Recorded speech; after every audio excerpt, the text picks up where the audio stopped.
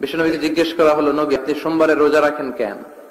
বিশ্বনবী বললেন, ফিহি উলিদতু, আমি এই দিনে জন্মগ্রহণ করেছি, তাই শুকরিয়া স্বরূপ আমি রোজা রাখি। সুবহানাল্লাহ পড়েন।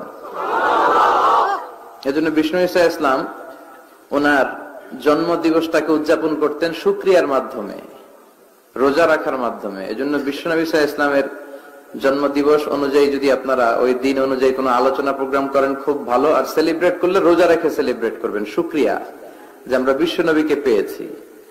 বিশ্বনবী এমন নবী যে নবীকে বাদ দিলে কোরআন বোঝা যায় না, যে নবীকে বাদ দিলে হাদিস বোঝা যায় না, যে নবীকে বাদ দিলে হজ বোঝা যায় না, যে নবীকে বাদ দিলে ইসলাম বোঝা যায় না।